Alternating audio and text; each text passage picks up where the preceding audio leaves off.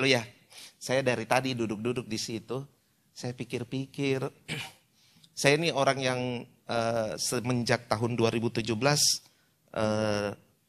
bukan saya tidak persiapan, saya persiapan. Tapi saya selalu sejak tahun 2017 itu saya membawa diri saya pada resiko dalam melayani. Jadi selalu kalau saya duduk dimanapun saya melayani, saya selalu duduk dan bilang begini, Tuhan, kau punya mau ini saya bicara apa di sini, gitu. Nah, kalau sudah kayak begitu, itu resiko sekali buat pembicara kayak kita ini, karena kita tiba-tiba belok begitu. Jadi kalau tiba-tiba saya sudah duduk di situ, sebentar saudara nyanyi saya duduk di situ, berarti wah kayaknya lain.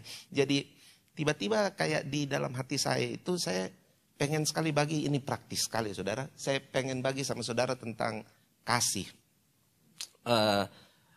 Praktis tapi berat, karena kasih itu adalah sesuatu yang gampang dibicarakan tapi diejawantahkan itu susah, dimanifestasikan, dipraktekkan itu agak susah gitu. Tapi sebelum saya bicara lebih jauh, saya perkenalkan dulu istri saya Grace ada di situ. Nanti saya bicara lebih jauh baru saya tidak pernah. Siapa nih perempuan dibawa-bawa di Ya. Kasih. Menurut saudara apa itu kasih? Menurut saudara kasih itu apa? Bicara saja, jawab saja saudara. Menurut saudara apa itu kasih? Kalau dalam adalah wajar bagi banyak orang untuk bilang bahwa kasih itu adalah serangkaian perbuatan-perbuatan baik, serangkaian tindakan-tindakan yang baik, serangkaian kata-kata yang membangun atau apapun itu.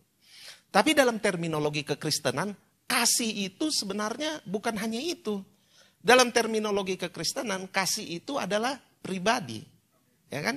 1 Yohanes 4 ayat yang ke-16, dari sekian kata di ayat tersebut, itu kemudian tertulis bahwa Allah itu adalah kasih. Berarti kalau saya mau terjemahkan bebas, saya mau balik, kasih itu adalah Allah. Jadi semua hal yang menyangkut tentang kasih, itu berarti menyatakan pribadi Allah. Itu berarti menyatakan pribadi daripada Tuhan itu sendiri. Saudara mengucapkannya, saudara melakukannya, saudara memanifestasikannya, saudara menunjukkannya, itu sebenarnya saudara tidak hanya menunjukkan perbuatan-perbuatan, tapi saudara menunjukkan pribadi Allah di dalam saudara. Karena Allah itu adalah kasih. Nah coba bayangkan, dia pribadi yang adalah kasih. Jadi begini, kalau Allah adalah kasih, tidak mungkin kasih itu bisa diproduce dari hal-hal di luar Allah. Anda tidak bisa mengasihi kalau Anda tidak di dalam Tuhan. Anda tidak bisa mengasihi kalau Anda tidak berpaut kepada Tuhan. Sebab kasih itu produknya Tuhan. Kasih itu pribadinya Tuhan. Jadi kalau Anda tidak melekat dengan Tuhan, Anda tidak bisa mengasihi. Tidak mungkin. Tidak mungkin Anda mengasihi. Tidak mungkin. Lalu mungkin saudara bertanya begini, tapi tahu orang-orang dari yang tidak percaya Yesus juga bisa dia kasih sembako, bisa dia bikin ini, bisa dia bikin itu. Nah itu rangkaian perbuatan. Tapi muaranya harus pada pribadi. Nah kenapa penting pribadi? Karena begini saudara, kalau muaranya pada pribadi, maka semua perbuatan kasih kita itu akan sangat presisi. Nah saudara ingat baik-baik kata-kata ini, karena ini akan terus diulang-ulang. Presisi. Presisi itu berarti tepat sasaran. Nah, ada hal yang baik dari kata pengetahuan dalam bahasa Yunani. Kata pengetahuan dalam bahasa Yunani itu pakai kata epignosis. Epignosis punya arti itu adalah pengetahuan yang tepat dan benar. Wih, berarti segala sesuatu yang bermuara pada Kristus itu selalu memiliki kemampuan bidikan pada ketepatan. Nah, itu dia. Nah, kenapa saya sodorkan sekali soal ketepatan pada saudara? Karena kita sebagai orang Kristen, kita selalu berpikir kasih itu hanya sampai kepada menjawab kebutuhan. Oh, kita sudah bangga sekali tuh kalau kita sudah jawab kebutuhan. Gitu, kita kasih apalah, sumbangan apa. Bahkan ada orang yang merasa posisinya sangat mulia sekali karena sudah kasih perpuluhan di gereja. Atau apapun itu. Karena kita berpikir ini soal menjawab kebutuhan. Nah, kita selalu berdiri pada area itu. Jawab kebutuhan, jawab kebutuhan. Beberapa tahun belakangan sebelum pandemi, itu gereja ada banyak slogan-slogan mungkin karena saya biasa datang ke beberapa gereja dan di beberapa gereja itu banyak sekali slogan-slogan tentang mari kita gereja menjawab kebutuhan. Saya tadinya amin-amin gitu. Tapi tiba-tiba waktu saya merenung soal ini, saya pikir, oh enggak hanya sampai di situ. Tidak hanya sekedar itu. Karena kita harus dalam kasih itu kita dibawa pada presisi. Nah, kalau pada presisi itu saudara tidak hanya ditempatkan pada soal menjawab kebutuhan. Nah, nanti kita akan lihat itu. Tapi kita akan lihat dulu hukum yang terutama. Nah, Matius 22, di Matius 22 ayat 37 sampai 40 lah ya. Jadi ini ceritanya tentang orang mencoba Yesus sebenarnya, ditanya. Jadi menurut kamu apa itu hukum terutama? Bukan di Matius 22 sebenarnya itu, kalau soal mencobai, ada di Lukas itu. Tapi kita baca yang ini saja, versi yang ini. Nah, Yesus jawab kepadanya, Yesus bilang begini. Hukum yang terutama itu adalah kasihilah Tuhan Allahmu dengan segenap hatimu, dengan segenap jiwamu, dan dengan segenap akal budimu. Lalu ayat 38 dia bilang itulah hukum yang terutama dan yang pertama. Oke? Garis bawahi dulu itu ya saudara.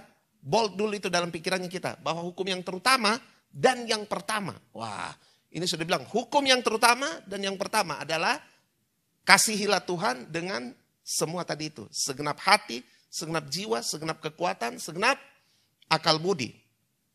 Nah, baru kemudian ayat 39.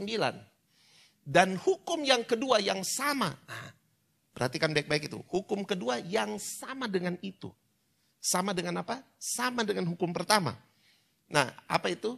Kasihilah sesamamu manusia seperti dirimu sendiri. Baru Yesus katakan di ayat 40 dibilang, pada kedua hukum inilah tergantung seluruh hukum Taurat dan kitab para nabi. Jadi pada kedua hukum ini, semua hukum-hukum yang lain itu hook kepada kedua hukum ini. Jadi kedua hukum ini yang paling utama. Nah, kalau kita baca hukum yang terutama ini, maka sedikit banyak kita bisa mengerti. Nah, taruh dulu dasarnya adalah bahwa Tuhan itu adalah kasih. Kasih itu bukan cuma serangkaian perbuatan, serangkaian tindakan, tapi kasih itu adalah pribadi. Nah, ini harus jadi dasar dulu. Kasih adalah pribadi. Nah, waktu kita tahu kasih adalah pribadi, kemudian kita baca hukum yang terutama. Hukum yang terutama itu sebenarnya memberikan kepada kita 4 kata kunci. Nah, ada 4 kata kunci di hukum. Saya sodorkan saja 4 kata kunci pada hukum yang terutama ini. Kalau saudara lihat hukum yang terutama ini, maka kemudian kata kunci yang pertama yang kita temukan di situ adalah Tuhan. Sama-sama bilang Tuhan. Tuhan. Tuhan itu kata kunci yang utama. Bahwa seluruh pusat dari hukum yang terutama itu adalah Tuhan. Jadi karena pusatnya adalah Tuhan, maka kamu itu, hidupnya kita itu harus dimulai dengan mengasihi Tuhan. Hidupmu tidak akan berjalan sebagaimana semestinya pada hari per tiap hari. Per tiap hari ya. Hidupmu tidak akan berjalan sebagaimana seharusnya kalau kamu tidak memulai harimu dengan memastikan bahwa kamu mengasihi Tuhan.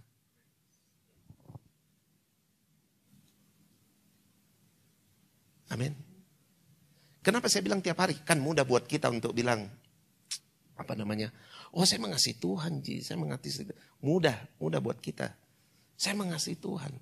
Tapi saya bilang tiap hari karena begini. Setiap hari kita harus memastikan bahwa memang kita betul-betul mengasihi Tuhan.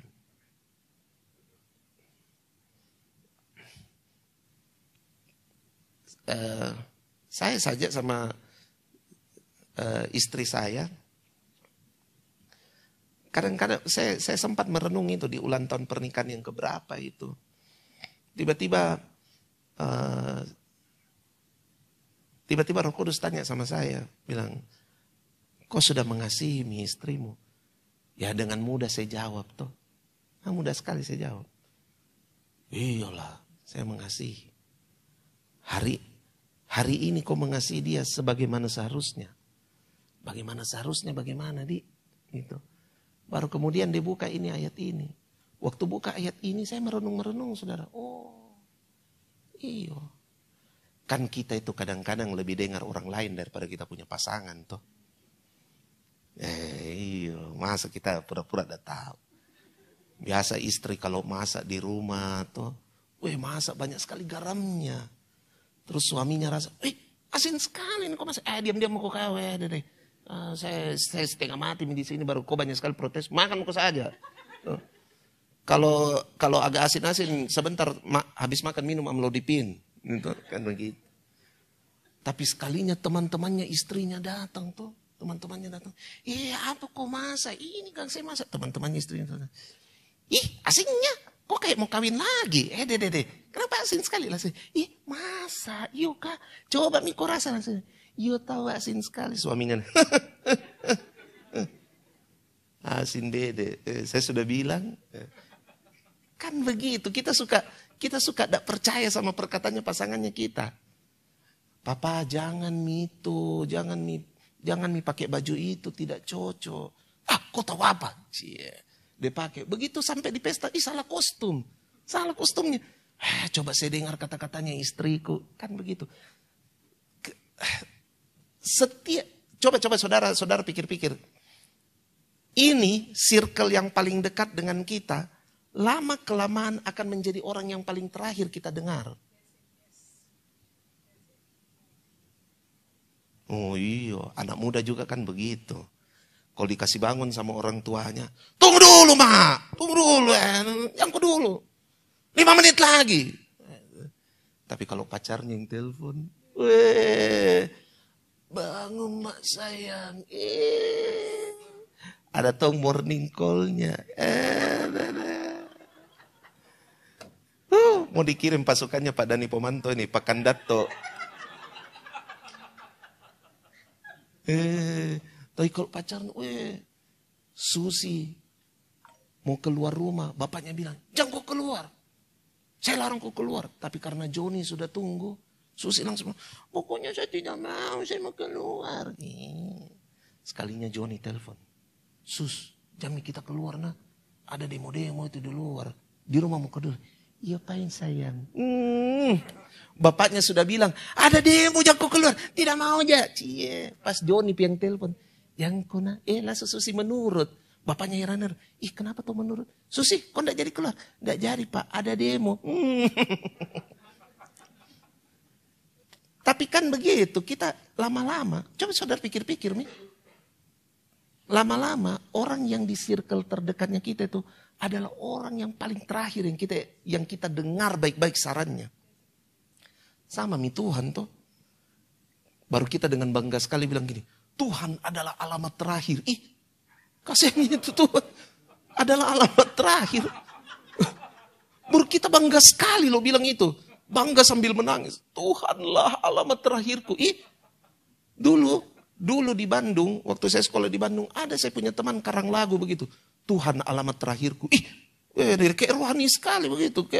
Padahal salah. Seperti logis salah. Bagaimana bisa kau bilang Tuhan adalah alamat terakhir? Tapi memang itu kenyataan bahwa yang paling dekat dengan kita, itu biasa paling terakhir kita dengar. Saudara pikir Tuhan tidak tahu itu? Resiko Tuhan mendekati saudara adalah dia tahu bahwa dia bakal jadi orang terakhir yang saudara dengar. Bayangkan mungkin itu Tuhan. Itu Tuhan maha tahu loh. Saya ini atau Pak Gembala mungkin Ibu Gembala atau siapapun tidak maha tahu. Tapi tetap mau mendekati saudara. Dengan ketidaktahuan mereka. Kalau Tuhan dia sudah tahu. Dia sudah tahu bahwa ya sebentar saya dicuekin ini. Tapi dia tetap mau dekat dengan saudara. Toh. Bahkan Alkitab bilang gini. Dia tinggal dalam saudara. Itu resiko tinggal itu resiko tinggi. Baper terus saudara. Dicuekin terus. Menjadi orang paling terakhir didengar. Tapi Tuhan tempuh itu. Itu kasih. Nah sekarang. Karena kita ini hidup kita harus mengasihi Tuhan. Jadi pastikan setiap hari saudara itu harus sadar seperti ini. Bahwa saya sudah mengasihi Tuhan hari ini sebagaimana seharusnya. Sebagaimana seharusnya. Bagaimana kata yang sebagaimana seharusnya? Saya sodorkan kata kunci kedua. Setelah kata kunci pertama Tuhan, kata kunci kedua adalah segenap. Segenap. Apa itu segenap? Kalau saya membayangkan kata segenap itu punya arti begini. Pengerahan kekuatan penuh. Jadi kalau saya baca itu, kasihilah Tuhan dengan segenap hatimu. Saya baca begini. Kasihilah Tuhan dengan pengerahan kekuatan yang penuh dari dalam hatimu. Kasihilah Tuhan dengan pengerahan kekuatan yang penuh dari dalam jiwamu. Itu kalau pengerahan kekuatan yang penuh Pak Bu. Wow, bukan main-main itu. Oke. Ini sebenarnya ada pembahasannya satu-satu. Tapi saya tidak akan bahas ini sama saudara hari ini karena nanti kepanjangan.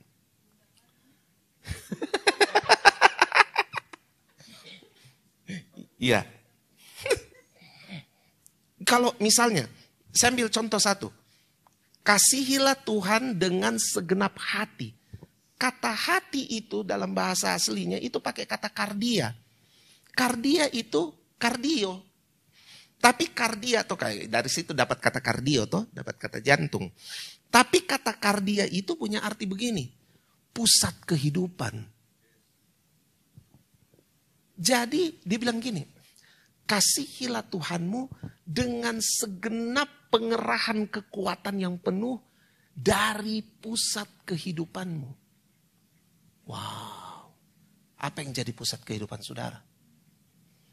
Anak muda apa yang jadi pusat kehidupanmu? Game online misalnya.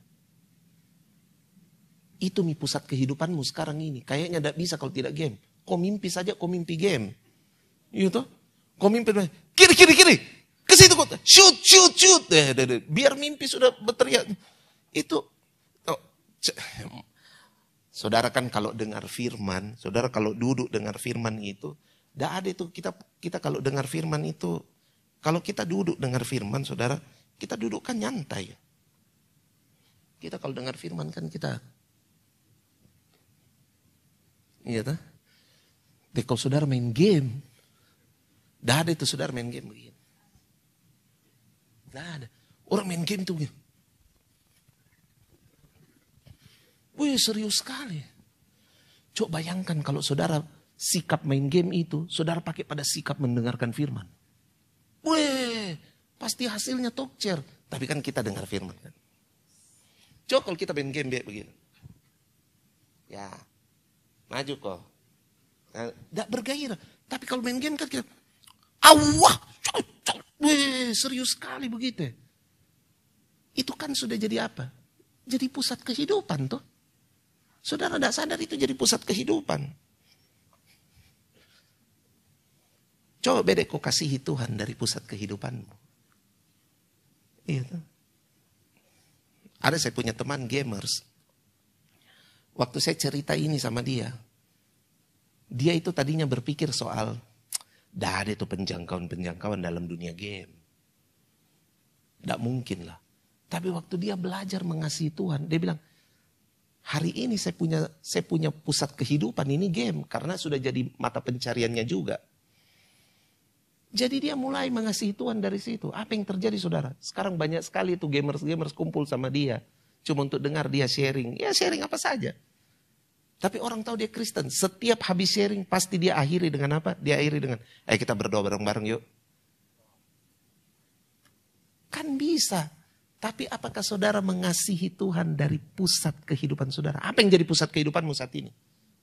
Sejauh itu bukan dosa, Anda bisa mengasihi Tuhan dari sana. Kalau itu dosa bertobat. Jangan saudara berpikir, wah saya punya pusat kehidupan onani ini. Saya akan mengasihi Tuhan dari situ. Tidak bisa. Sembarang. Tidak bisa. Iya toh? Tidak bisa. Nah. Kata kedua itu segenap. Berarti apa? Saudara itu melakukan pengerahan kekuatan. Semua daya upaya saudara lakukan, pusatkan dari situ. Untuk mengasihi Tuhan. Sudahkah saudara lakukan itu hari ini? Sudahkah saudara lakukan itu hari ini? Makanya saudara, kalau hari ini ya, bicara hari ini nih, hari ini hari Minggu. Saudara datang ibadah. Datang ibadah itu saudara, persiapkan sungguh-sungguh. Segenap kekuatan saudara, saudara persiapkan sungguh-sungguh.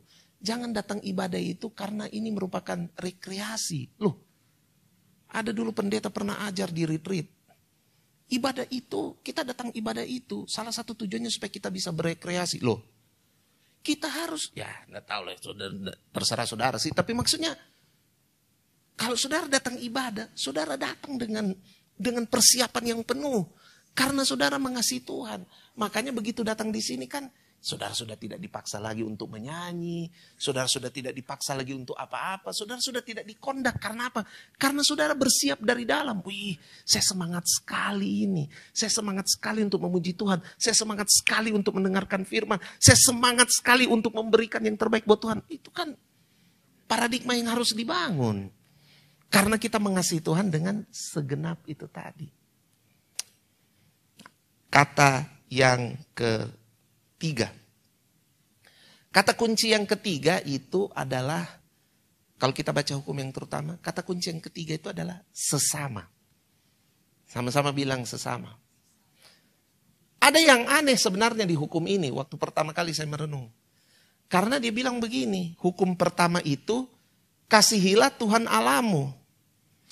Terus dia bilang hukum yang kedua, kasihilah sesamamu seperti dirimu sendiri. Wah, waktu saya baca itu saya bilang, salah ini. Mestinya hukum yang kedua itu kasihilah dirimu sendiri. Baru kasihi sesama. Kan dibilang kasihilah sesamamu seperti dirimu sendiri. Lalu kemudian Roh Kudus kasih tahu saya. Roh Kudus bilang gini, kasih terhadap diri sendiri itu sudah tinggal sedikit mau mengasihi setan. Kalau digantungkan satu begitu saja gitu. Kan penyesatan-penyesatan di dunia ini adalah apa? Falsafah apa? Love yourself. Love yourself. Oh, bahkan ada lagu yang dinyanyikan oleh Whitney Houston itu. Bagusnya lagi dia punya judul. Greatest love of all. The greatest love of all. It's easy to achieve loving yourself. Masa kasih yang terbesar itu adalah mengasihi dirimu sendiri? Salah. Lalu saya tanya, kalau memang begitu, kenapa yang kedua dibilang kasihilah sesamamu seperti dirimu sendiri? Langsung Roh Kudus bilang, ya dirimu sendiri yang telah mengasihi Tuhan dengan segenap-segenap itu. Berarti tidak ada isu soal diri di situ. Isunya adalah soal ini dengan segenap hati mengasihi Tuhan. Sampai ini sudah tidak tampak lagi selain Kristus. Wah, langsung saya mengerti itu di Yohanes 3. Waktu Yohanes Pembaptis bilang begini. Biarlah dia semakin besar dan aku semakin kecil. Biarlah dia semakin bertambah-tambah dan aku semakin berkurang-kurang. Oh tahu. Kalau memang kau mengasihi Tuhan. Kau mengasihi Tuhan itu mengasihi Tuhan akan membuat dirimu semakin tidak nampak. Tetapi yang nampak dari dirimu hanya Yesus saja. Yesus itu menjadi pribadi yang tidak tersangkali dalam hidupmu. Wah. Dan waktu Yesus sudah menjadi lebih besar daripada dirimu. Maka yang terjadi adalah kamu punya kemampuan mengasihi sesama. Karena mengasihi sesama itu harus acuannya adalah kamu mengasihi sesama seperti apa? Sesama seperti kamu mengasihi Yesus dengan segenap-segenap itu. Berarti saya punya kasih kepada sesama itu menjadi kasih dengan pengerahan kekuatan full. Tidak sekedar menjawab kebutuhan. Oke. Kalau saya mengasihi sesama dengan pengerahan kekuatan full. Ingat kataku, ada kata yang tadi saya sebut di awal, presisi. Itu kalau presisi Pak Bu. Wih.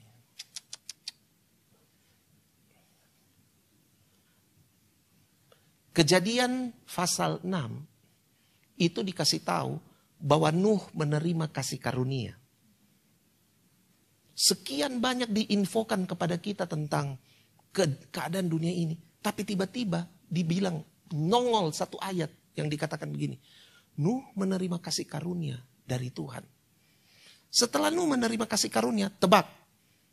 Setelah ayat itu, saudara akan baca bahwa Tuhan memberikan petunjuk bagi Nuh untuk membangun Bahtera. Bahtera itu bukan inisiatifnya Nuh. Bahtera itu sepenuhnya inisiatif Tuhan. Ukuran-ukurannya, bahan-bahannya itu semua datang dari Tuhan. Ada dua bangunan yang dibangun berdasarkan inisiatif Tuhan, bahkan ukuran-ukurannya itu Tuhan. Bahtera dan Bait Suci. Cuma dari Tuhan, bukan inisiatif manusia. Yang saya mau beritahu saudara begini, waktu saudara mengasihi Tuhan, maka saudara punya kasih kepada sesama itu adalah yang datang dari inisiatif Tuhan. Nah, waktu dia datang dari inisiatif Tuhan, yang Tuhan perbuat itu presisi. Nah, coba saudara lihat, itu bangunan Bait Suci, Bahtera Nuh, semua ukurannya apa, semua Tuhan yang kasih tahu. Kamu harus buat dari kayu ini, kamu harus buat dari ini. Pembangunan Bait Suci pun demikian. Kamu harus buat dari kain, ambil kain ini. Kamu harus buat dari emas, pegangannya ukurannya sekian, ininya sekian. Itu presisi saudara. Waktu kamu mengasihi Tuhan mengasihi Tuhan, maka kasih kamu kepada sesama itu presisi. Tidak dibuat-buat. Tidak dibuat-buat. Bagaimana itu mengasihi Tuhan dengan presisi? Contoh. Ini paling sederhana lah. Ini paling sederhana. Kalau saudara tidak bisa melakukan sesuatu, tidak punya daya untuk membantu, untuk melakukan apa saja bagi sesamamu. Paling sederhana, saudara selalu berdoa buat dia. Itu sudah presisi. Itu sudah presisi. Pertanyaannya kan begini. Apakah saudara menghabiskan salah satu hari saudara dengan menggemakan doa untuk orang lain? Oh, itu tidak perlu saudara masuk kamar saudara. Saya ini pendoa syafaat. Dulu saya tidak suka sekali itu dibilang pendoa syafaat karena saya tidak mampu. Karena saya pikir doa syafaat itu harus pakai daftar-daftar. Tapi sekarang saya pendoa syafaat. Saya sudah dengan yakin bilang, saya comfort sekali bilang saya pendoa syafaat. Karena apa? Saya bawa mobil sekalipun, kalau saya tiba-tiba ingat orang, saya langsung berdoa. Saya itu sudah tidak memaknai itu, ingat orang, oh itu cuma ingat-ingat saja. Enggak, saya begitu ada orang yang saya ingat, saya langsung bilang, ini pasti mau didoakan. Saya doain. Saya doakan dalam keadaan apapun. Pokoknya ada orang, saya berdoa. Saya berdoa syafaat tiap saat. Begitu saya ingat ada orang, saya pasti doain. Begitu saya ingat ada orang, saya pasti doain. Karena saya pikir begini, kalau ada orang nampol di ingatannya kita, nomor satu itu Tuhan mau kasih ingat, berdoa kepada dia. Mungkin dia ada sesuatu, kita tidak tahu. Saya tidak perlu tahu apakah itu orang memang ada sesuatu. Tidak, tugas saya adalah begitu saya ingat, saya doakan.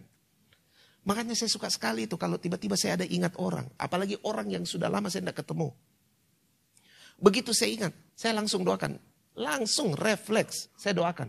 Itu apa coba? Itu membangun presisi kan?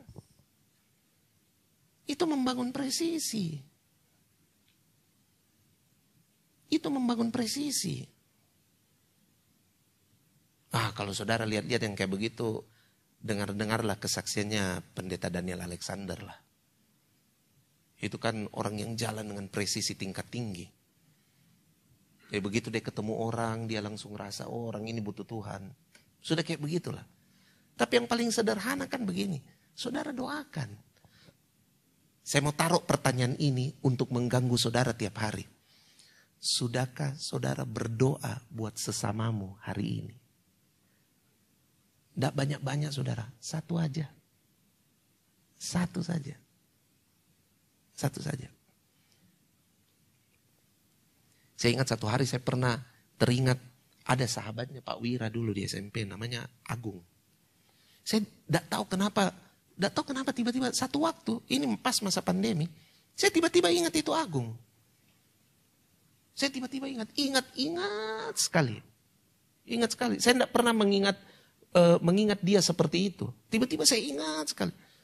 Itu saya ingat saya lagi berjemur, lagi berjemur. Jadi saya sengaja naik motor begitu panas-panas matahari, udah pakai apa semua, saya naik motor pelan-pelan begitu tuh. Tiba-tiba saya ingat Agung. Di atas motor situ saya berdoa buat Agung. Tuhan berkati Agung. Padahal tidak pernah ketemu. Sampai sekarang pun saya tidak tahu kabarnya bagaimana. Tapi yang saya mau bilang begini. Bangun itu, kebiasaan itu. Karena dia itu sesamamu loh. Itu sesamamu. Nah, kata kunci keempat. Kata kunci keempat itu adalah seperti. Seperti.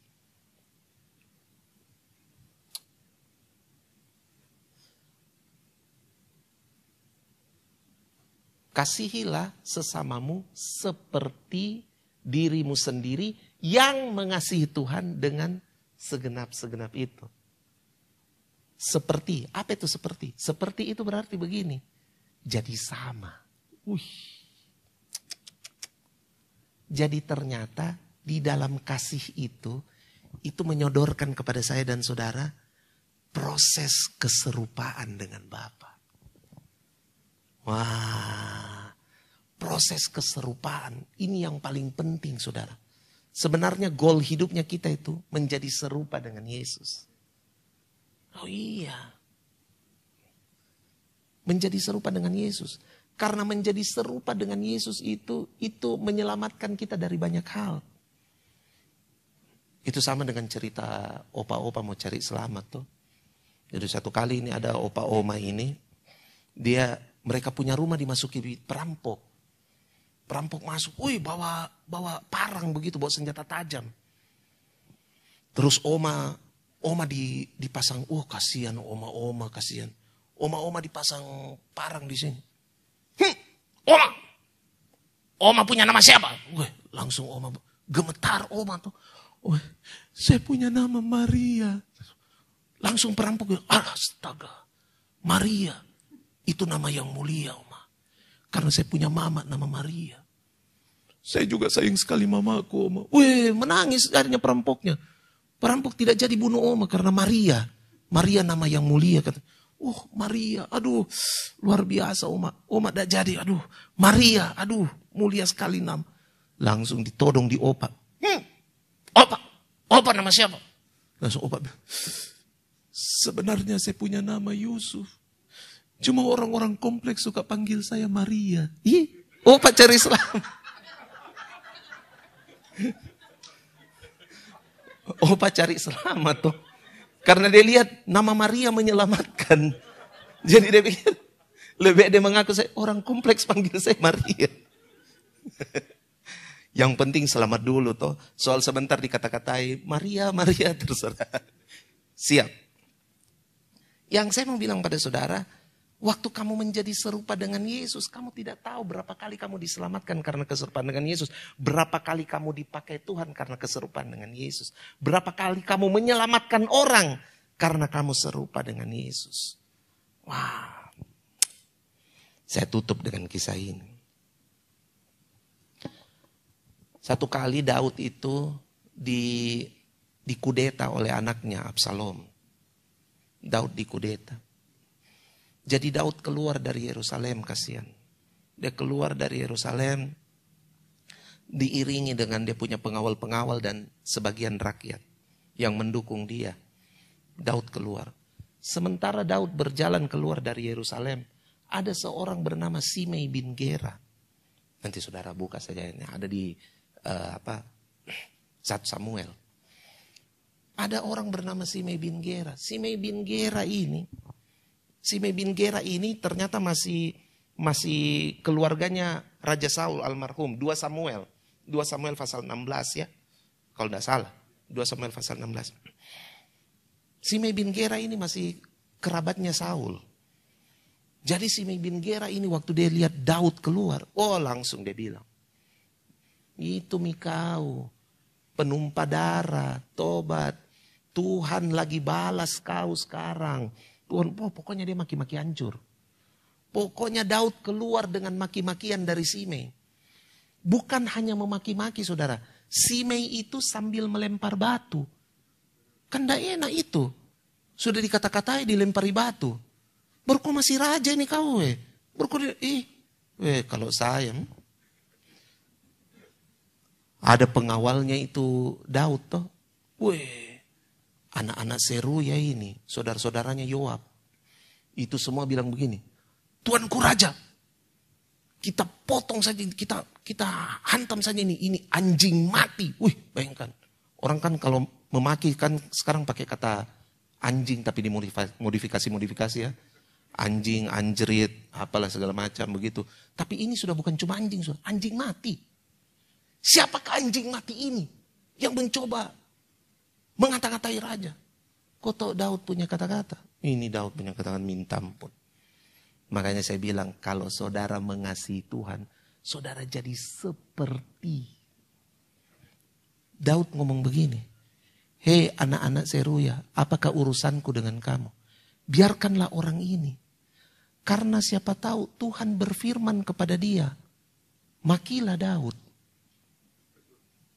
Jadi Daud itu jadi Daud itu melihat makiannya Simei bin Gera itu sebagai sebuah kemungkinan Tuhan berfirman kepada dia. Pernahkah saudara ketika dimaki orang, saudara melihat itu sebagai sebuah kemungkinan Tuhan lagi berfirman pada saudara? Susah jadi. Kau lagi dimaki-maki nih kau, baru kau bilang gini. Kan kita suka kalau dibilang Tuhan lagi berfirman, kalau ada yang datang sama kita, dengarkanlah firman Tuhan. Baru kita bilang, mana. Tapi ini kok lagi dimaki-maki. Kok lagi dimaki-maki, baru dia bilang gini. Kayaknya Tuhan lagi berfirman ini. Siapa tahu. Bagaimana bisa? Tapi Daud itu bisa bangun mentalnya kayak begitu loh. Saya yakin itu bukan kekuatan manusia. Manusia manapun tidak bisa buat itu. Tidak bisa. Cuma Tuhan, cuma orang yang datang dari Tuhan. Daud, waktu dia dimaki begitu, dia cuma bilang, biarkanlah orang itu. Siapa tahu Tuhan berfirman kepada dia. Kutukilah Daud.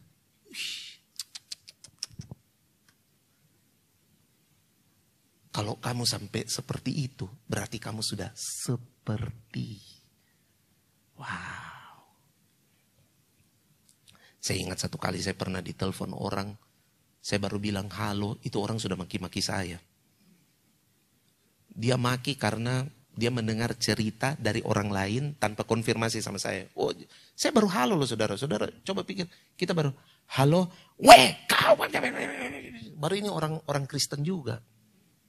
Anak-anak pelayanan juga. Dia sudah maki-maki saya segala rupa begitu.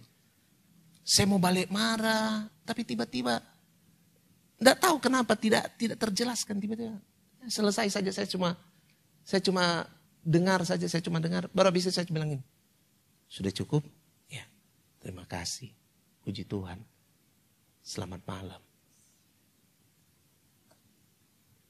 Oh itu tidak mudah. Oh saya saja menceritakan ini pada saudara. Di pikiranku lagi berkecamuk, itu bilang cobanya saya balas. Iya tapi saya tidak lakukan itu. Bukan karena saya terus terang, bukan karena saya tidak mungkin itu saya. Tapi waktu saya belajar mengasihi Tuhan, kita jadi seperti. Hendaklah kata-kata Yohanes Pembaptis terjadi kepada kita. Biarlah Tuhan semakin besar dan kita semakin kecil.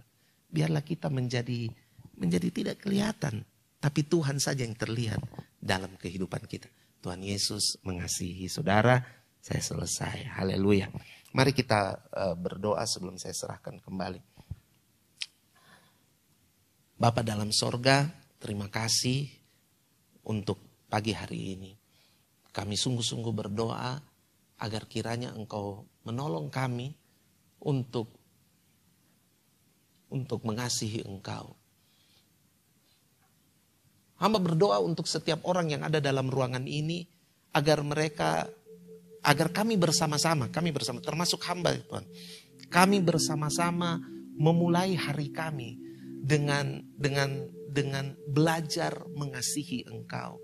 Karena kami tahu kegunaan mengasihi Engkau itu tidak hanya untuk kami, tapi mengasihi Engkau itu akan berimbas kepada sesama kami Tuhan. Kami selalu rindu jadi berkat bagi banyak orang. Tapi kami sekarang tahu bahwa menjadi berkat bagi banyak orang bukan karena kami diberkati saja, tapi karena kami memulai hari kami dengan mengasihi Tuhan.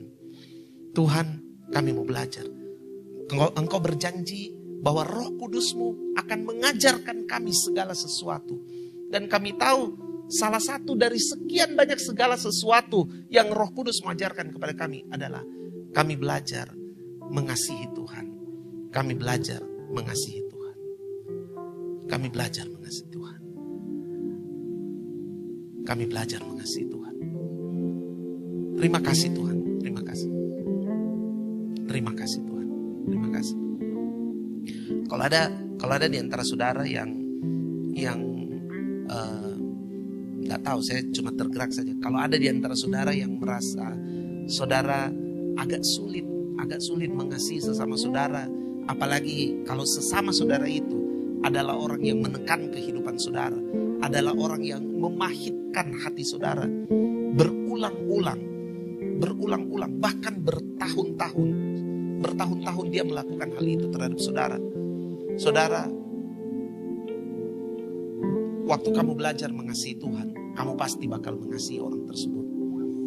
Kalau ada yang punya masalah seperti itu, taruh saja tangan saudara di dada dan kita berdoa. Dalam nama Tuhan Yesus Kristus, aku berdoa untuk setiap orang yang ingin keluar dari hal ini ya Tuhan, di mana mereka tidak mampu mengasihi sesama mereka. Mereka punya alasan untuk hal tersebut karena mereka berulang-ulang disakiti, mereka berulang-ulang ditekan. Tapi hari ini kami tahu Tuhan, kami harus mulai dengan mengasihi Tuhan. Waktu kami mengasihi Tuhan, kami dimampukan oleh Tuhan untuk mengasihi sesama kami, sekalipun sesama kami itu adalah orang